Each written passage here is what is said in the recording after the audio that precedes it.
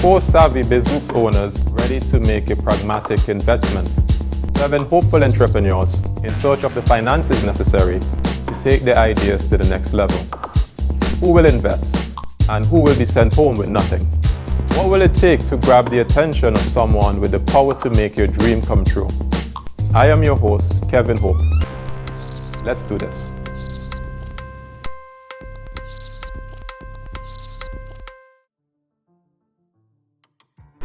Do you have any data locally that you can share with us that would speak to the women on the ground here?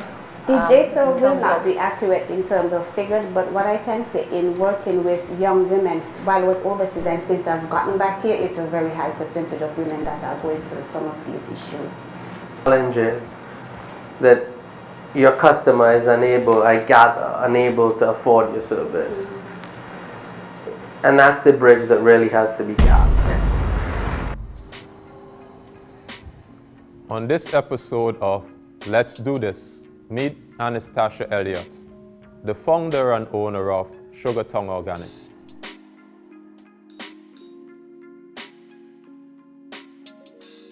My name is Anastasia Elliott. I am the CEO of Sugartongue Organics. The training sessions have allowed me to sort of take a new look at my business in the space that we are currently in with COVID and all the effects that have happened. And to see what I have accomplished over the last few years, and to see where I can go next based on what is happening and what I can forecast and what is being forecasted internationally that affects me here in St. Kitts and Nevis. My biggest takeaway, I would say, is just being able to bring my business forward into the present moment. When it comes to our pitch deck, because things change in business, especially my business, it changes quite rapidly. There are a lot of new technology that comes out that change the way you do formulation and stuff like that. So it was an opportunity for me to sort of catch up and sort of bring my business and just my focus, narrow it down into really what I can do now and what is needed now. You never really feel ready for anything, especially when it comes to pitching, because you're up there bearing basically your soul of your business to somebody that you don't know.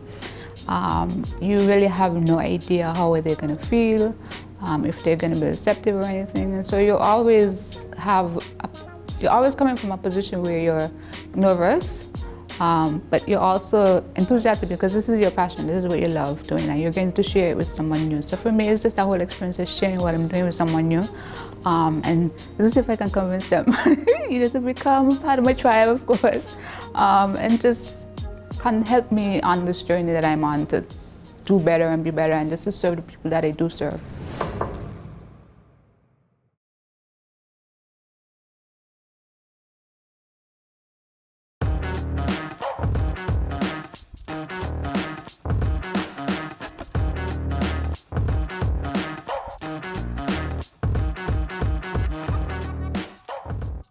Hi, my name is Anastasia Elliott. I am the CEO of Sugartongue Organics. We create organic products. We produce 4 brands: Yaffine, Marapa, Baba's Lullaby, and Floria Foods. In addition to those, we also offer classes for persons who would like to learn a little bit about what we do. It came about through experiences in my childhood. There was a lot of things I couldn't eat that my friends could. And so for me, I had this goal that I would make all those things my mother would say no to me eating. And then she was diagnosed with cancer when I was about 12. And then there was a whole lot of other things I couldn't eat. Right, so everybody else around me is eating, conkles and pasta and all this stuff, and I couldn't unless we made it.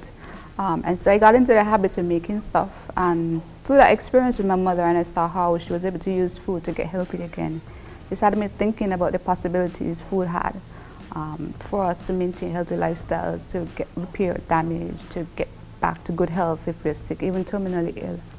I started the business in 2010. I was frustrated with work. A lot of the things that I saw was happening, especially that women, bosses who would threaten you with sex and things like that. And I was over it. And I had this goal that by the time I was 30, I would have my own business. not like a business that I would start, because I've been doing businesses since I was like 8, selling this or that. I wanted something that I could hand off to my children. And I remember in 2012 I was working as a pastry chef at Carambola, straight out of college. And I told my boss at the time, his name was Cameron, I'm not coming back. I'm starting my own business. And he thought I meant I was starting a pastry business, right? So I remember he gave me all his books, and I was like, why are you giving me these books? And he's like, that's the dream of every pastry chef, they want to have their shop. And I was like, yeah, but it's temporary. It ran for 4 years. It turned into a bespoke ice cream parlor and cake shop out of my house. And then I had to transition. I forced myself to transition because it was going well. People were coming and we were doing really good, but it wasn't what I wanted to do. And so I had a conversation with my mom, and I was like, I need to use the family recipes to start. And she was like, well, you can use some, but not all, right? Because these recipes have been handed down for generations, so they're very protective of them. And so I had to really pitch to her what I wanted to do, and to get that permission from her. For me, investment is always a good step, right? It's what I need to get to a next step. And so for me, the next step is export. It's something that we are exploring already.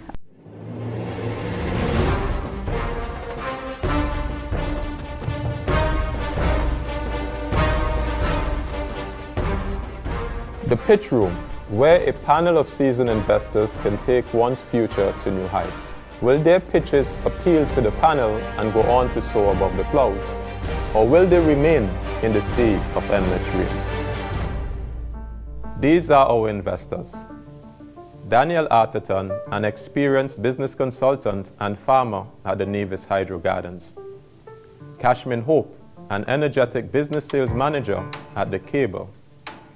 Giselle Matthews, a pioneer in her own right and the owner and managing director of the Harper's Business Depot. Amir Sabnani, the no-nonsense general manager of Rams Trading Limited.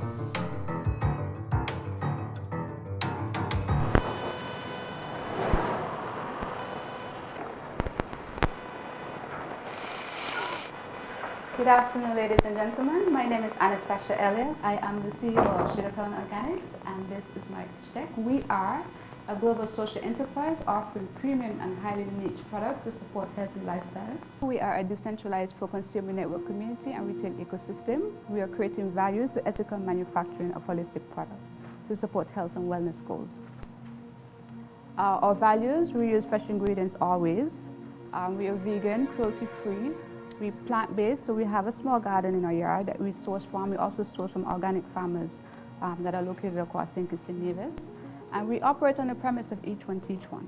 The problem that I saw, because of my situation going through that cancer scare with my mother, I saw the potential food had to repair damage and the lack of healthy food to create situations where people were ailing and sick and dying unnecessarily. And so because of that situation, you could say I was open to what was happening. So I noticed things, right? And as I grew, I saw a trend where as the food choices changed, we became sicker and sicker and sicker. And I wanted to create something that, put a stop or even had a positive impact on what I was seeing, right? I started doing research and I realized that a lot of the products that we were using weren't made for us. And they contain a lot of ingredients that was contributing to us being sick. And so I came up with the idea because of what happened with my mother. I remember having this conversation with her and I said, I don't like what I'm seeing.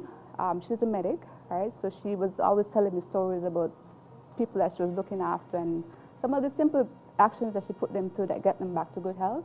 And so I asked her if she would mind if I used some of our legacy recipes to start a business. I had to do that whole ask first. And so I came up with Sugartown Organics, offering plant-based wellness and beauty solutions to support personal healthy goals. I also wanted to build a lot of our cultural practices into what I was doing. So it became really focused on the Caribbean space and not something that, looked like something that was coming in from outside. I wanted people to resonate with it. The market that I saw, looking at doing my own research, the U.S. Carrefour market is valued at 170 billion when it comes to health and wellness products. Right? I can't support that whole market on my own. And so for me, targeting just a small percent, 1% of that market, looking at my population, which I target is females 15 to 64, so I made up about 67% of the population that I was targeting. So I figure if we target just 1% of that population with an average spend of $36 monthly, we could generate $290,000 in a year span.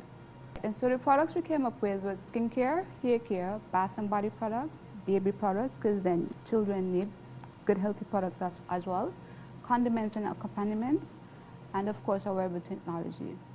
We market through various means. We use social media, newsletters, and our blogs. We participate in regional and international trade shows. We use traditional media. We use promotional material, flyers and such. We sponsor local events. We also put on events, such as our creative entrepreneurship camp, which is happening right now. We use word of mouth. We pop up at a lot of different craft shows, festival, and night markets. We also use affiliate marketing. Right. Our business model, we do business to business, so we sell directly to businesses who might resell. We sell directly to consumer. We also do gifting services, so for agencies who are doing gifts for VIP guests, we provide particular gifts for them, which we don't sell generally. We also have our e-commerce website, sugartownorganics.com. We have grown quite a bit over the last couple of years. We work with various partners, Caribbean Export, City Shop USA, who do a lot of promotion for stateside. We work with the Singasago Processors, IFM Boy, Art and Craft Fashion Show. We also work through a lot of the ministries to get products to different areas. So when we had products in Taiwan, we went through the diplomatic office there, the same with Canada, the US, London. All right? We participate in a lot of food shows that way, piggybacking on the offices that are on the ground that are singers. And so today, with my pitch deck, we are asking for US $250,000, and this is how we plan to spend it, in phases where we're protecting our trademarks, of course, because that is very important when it comes to export. We need to incorporate our company, and of course, marketing. Sugartown Organics is meant to be a family legacy, and so for any investment, it will be for short term. Right? You can always reinvest at the end of the term and recap your revenue that you can get back for your investment at 3 times the amount. Okay? So that's it. Thank you.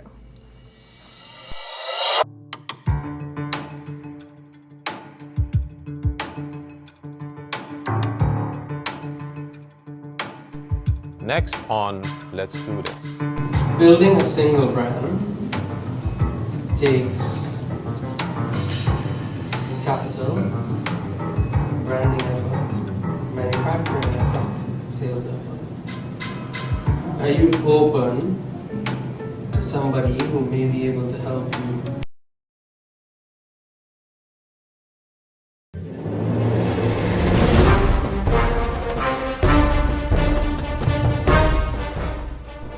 It is very clear from your presentation that you have had the benefit of good guidance. And I realize you also have some very tight strictures with you in terms of your financial considerations from the investor point of view. So I'm going to keep that in abeyance for a bit and deal with some of the technical aspects. You did speak to the key areas of expansion for which you're seeking the financing. On a technical ground, you spoke to organics. I know it is something that we state here, but there's a definition for organics that you cannot be within a 3-mile radius of anyone who is using chemical.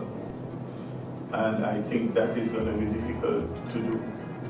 I do understand you making the statement, and I think that's why you said it, that the shade house would give you consideration for controlled atmosphere. But in the strictest sense, for FDA approval, you're going to have a challenge with that. if someone legally challenged. Equipment.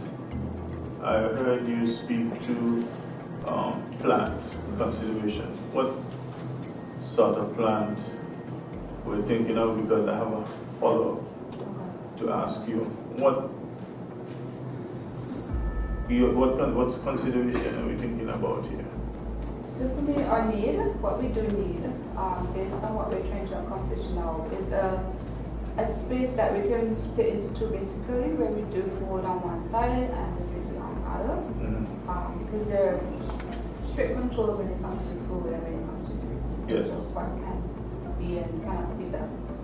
Right? We do have some machinery that is on the way, like filler machines, essential. Distillers, I just saw distillers. Distillation machine. Yeah, those are For expensive. extraction of oils from Yeah, leaves. it's expensive to bring in, so for me Right. it's cheaper for me to do it locally.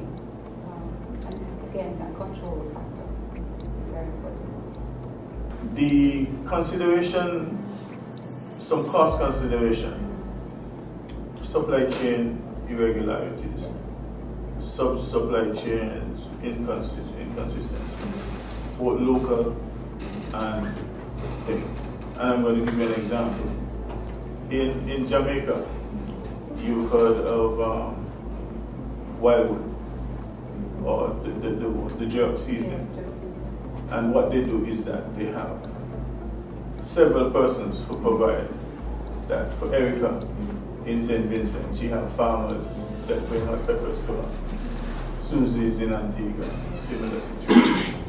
Do you have We do such have a supply multiple- chain? Yes, we do have multiple farmers who produce certain Okay. ingredients, both here in St. Vincent and Santa Monica.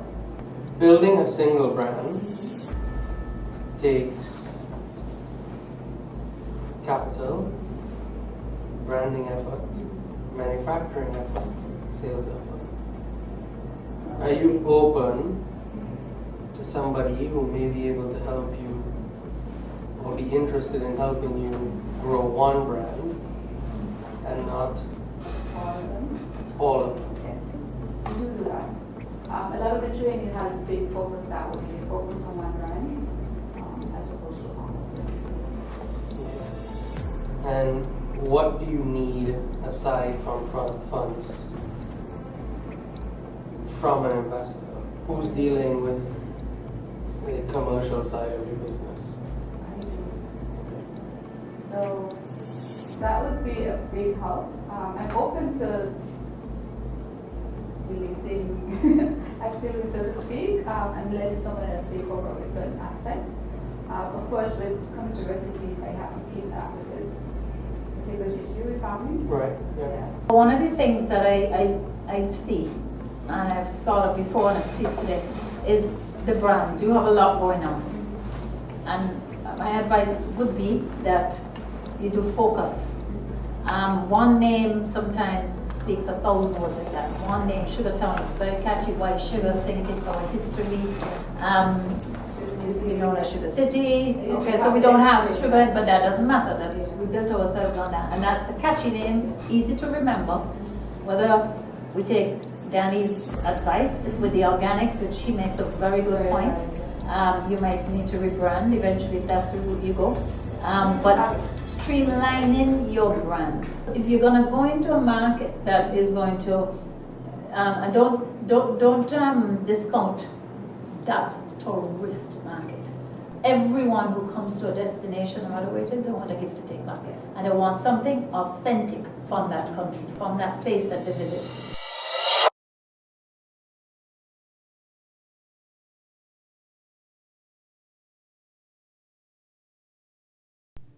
Coming up on Let's Do This.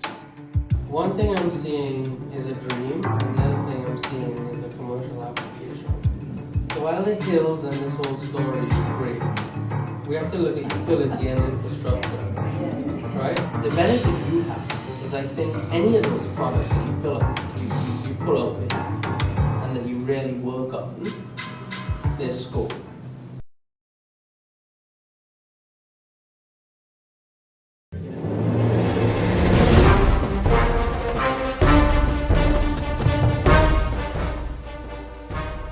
Have you applied for agricultural land?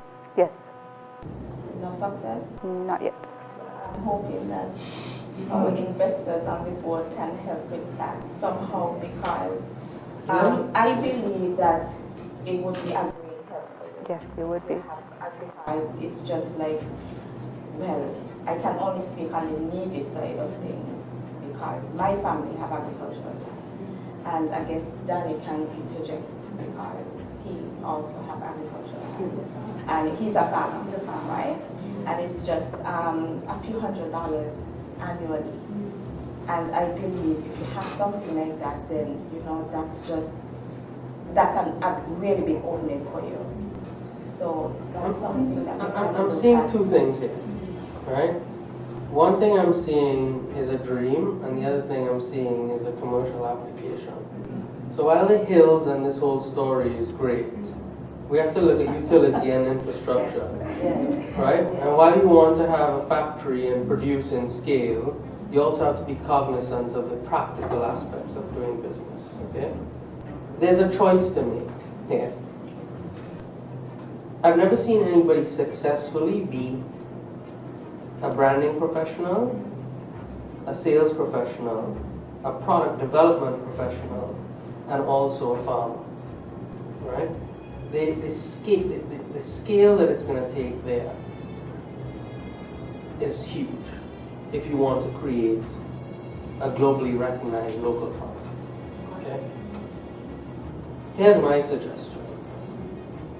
Just like you have to slim down your product line and really zero in on what you want to be known for. And I'm concerned that the amount of management required to be in both industries isn't there. Right? So a decision needs to be made where your target market is and what your product offering is.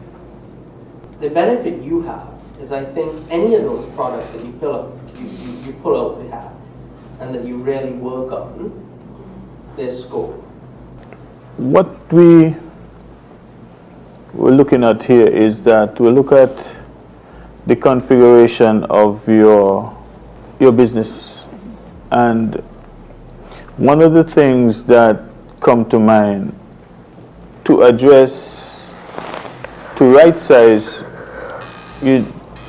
an enterprise budget, enterprise budgeting for the 4 different enterprises should be done, because you could be loving one, and that's where you're taking the profits from and paying for that. I speak from experience.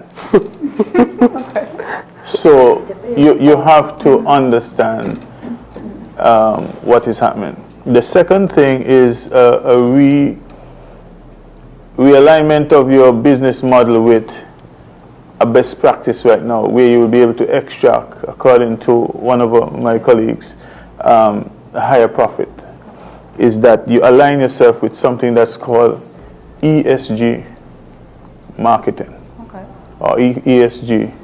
You become an ESG business. It's environmental, social, and governance.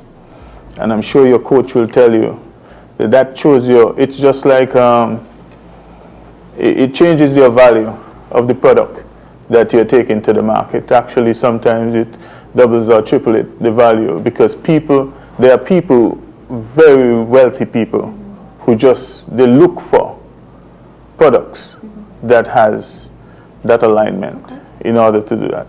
But this is a very good, well-researched, well-documented, but like I said, the fundamentals of economics.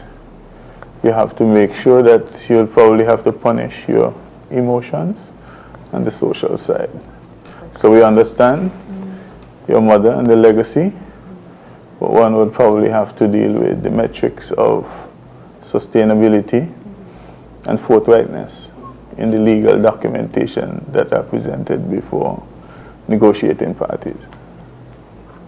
Your goal here is not to give up equity in your business. Your goal here is to be loaned money, to be returned at 3 times whatever, right? So the question really is, if I take out $25,000 and lend it to you now for your first part, right? with the anticipation of getting back 70,000, 75,000. What's your payment schedule for that 75,000? Have you given that any thought? Honestly, not as much thought as you need to. Right. Okay. Essentially that. Right. So again, I can't say the catchphrase as much as I'd like to until I have that information. But provided I receive a schedule and the schedule meets my approval, I have no issue lending you the first round of funding. It's something I can do and get back. Right. That's number one. Number two, if you're willing to incorporate the soap brand separately and looking for a partner to grow and develop a soap brand with, I am also interested. And I have some ideas I'd like to share with you on how I feel we could grow a soap brand. Our soap brand. I'm really, really happy for Anastasia. I think that she's doing a brilliant job with her brand. Absolutely ecstatic for her, for Anastasia and for Sugartown Organics. She has an excellent product line. She has a strong foundation in business. She's started from, obviously a homegrown sort of cottage industry. It feels awesome to support Sugartown Organics. Floriel's very smart. I think she has a head on about what she's doing. And I think very few people are creating different indigenous products. We see a lot of people doing the same. And I just see her going to the completely new level.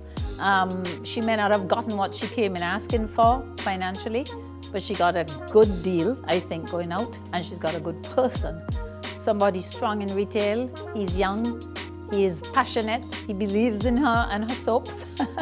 And I think he's gonna take her to, I think she's gonna be surprised. I think they're actually gonna make a really good partnership. Sugartown Organics definitely had the benefit of counseling, mentorship, and guidance. So obviously the facts were well presented, but there's also what we're so close to the blackboard that we need to step back.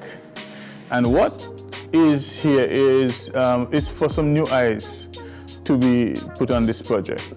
And I think, as I've suggested to her, that she should realign her project with ESGs, which is now the new branding standard globally for things ethical, things social. So it is economic, social, and governance, ESG. I feel like I really missed out on an opportunity there. She's so good. Her brand, Beauty Cells, hello?